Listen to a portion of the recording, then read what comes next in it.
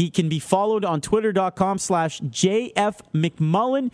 You can also check him out on sportsnetwork.com, one of the better sites out there for all sports coverage. We welcome our buddy John McMullen. Hey, John, how you doing? Busy day, my friend?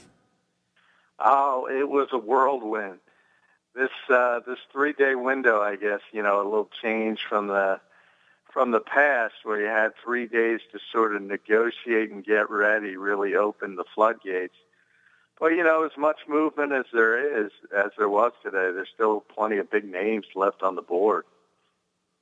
Well, let's talk about the ones that have been, obviously we see trades, we see cuts, we see signings. Let's start with the signings. What jumps out at you, John, as being very significant for the team that got that player? Well, obviously, you look at Miami and what they were able to do, and it's kind of a two-pronged sword for me because, I had rated Wallace as the best free agent on the board, and Danielle Ellerby, obviously coming off the Super Bowl with the Baltimore Ravens, is obviously a big name, and Miami was able to get both down to South Florida. But, if you're going for guys at the top of everybody's ratings, you're going to have to overpay, and they certainly did that. And they got two very good players, but it's also, the second edge of that sword that we were talking about is the fact you have to overpay for these guys. Same thing with Cleveland, and Kruger's coming off a Super Bowl championship with the Ravens also, and he's a great edge pass rusher, but he's always been sort of a two-down player. He's not that four-down linebacker, or he hasn't been in the past. So you're kind of projecting that he's going to be able to do that, and he's never done it before. But that's, part of winning the Super Bowl. It happens every time. You go back to those old great Cowboy teams and think about some of those role players in the big paydays they would get. Guys like how Larry about Brown. I was going to say, Larry Brown. What about I think the guy on the Buccaneers, was it Dexter McLeon? Was it Dexter Jackson? Dexter Jackson. There Jackson, you go. Yeah, he was another one. It happens all the time. Even guys like Dixon Edwards, Alvin Harper, James Washington, all the they sort of get a little bit more than they deserve. And, a lot of people had Mike Wallace at the top of their free agent listing. He's a home run hitter. You rarely see guys like that hit free agency, so I understand why there's so much interest in him. But at the same time, once you give him, $30 million of guaranteed money, then you got to step back and say, wow, is this guy worth that kind of investment? But that's what you do. And the Dolphins are looking for weapons for Ryan Tannehill. And that was the biggest weapon on the market that they could get, so you have to give them credit for at least going all in. Chatting with John McMullen of sportsnetwork.com. You can follow him on twitter.com/JFMcMullen. Mo Khan in studio as well. John, looking at the Baltimore Ravens, obviously losing Paul Kruger and Danielle Ellerby and potentially other players, including Anquan Boldin, being dealt to San Francisco. Do you believe there's a serious angst amongst the Raven fans with the direction of this football team? I know Ozzie Newsome did come out saying that we're not going to spend like we did in 2001 after we won the Lombardi Trophy here, but do you think that this team will take a step back from where they were this season?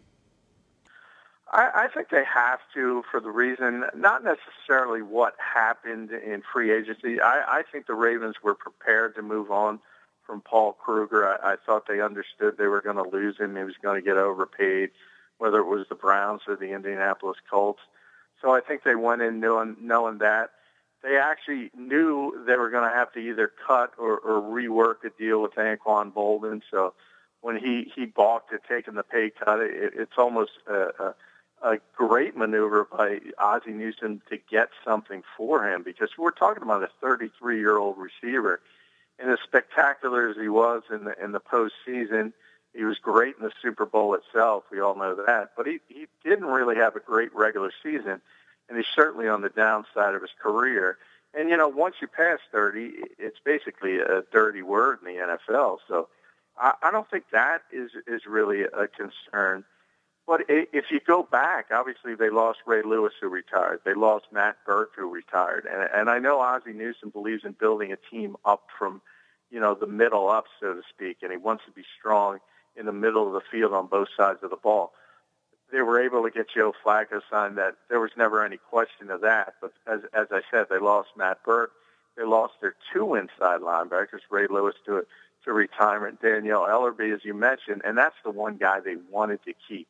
That's the guy they thought they were going to be able to keep, and he's an ascending player, and so that is the big disappointment for Baltimore. But you understand, if you win the Super Bowl, guys, we just mentioned, guys are going to get overpaid. Guys are going to go other places simply because they're going to get bigger paydays.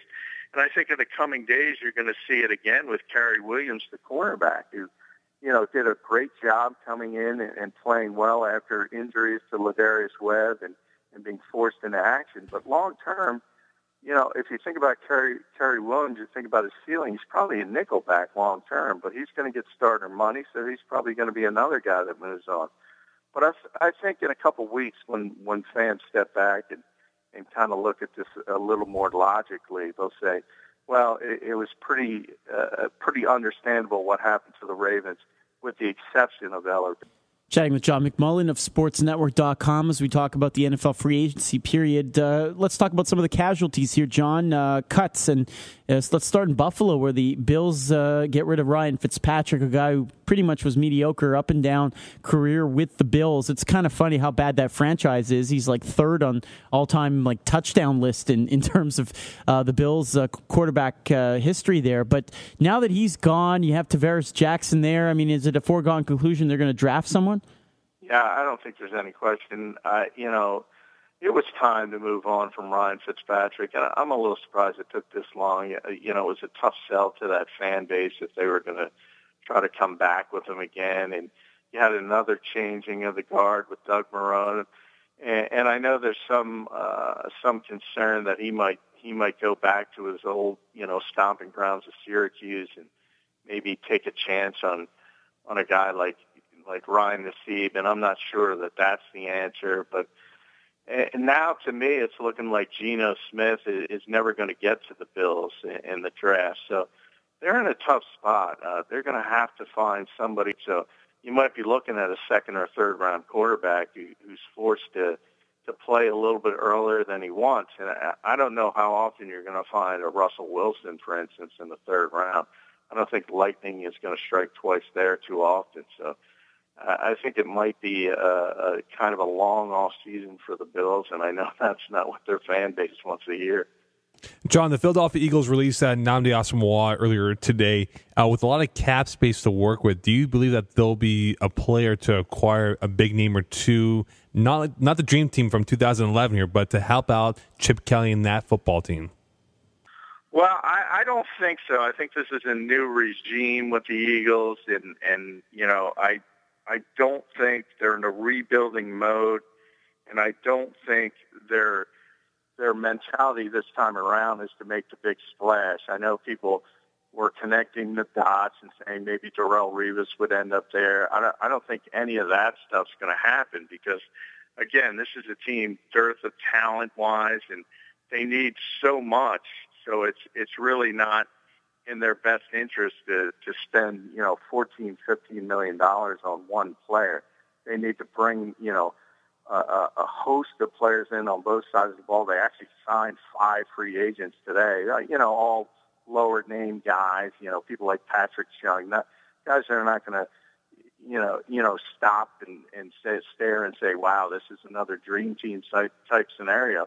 But the reason they're in this position is because basically, if you think about all those players, whether it was Asomugha, as you mentioned, whether it was Cullen Jenkins, Jason Babin, Vince Young, all of it, basically every single one of them didn't work. So this is a team that really needs to add a lot of players, and I think they're looking for that second-tier free agent this time around. They're looking for the young guys that are not that costly, and they're hoping to find a diamond or two in the rough.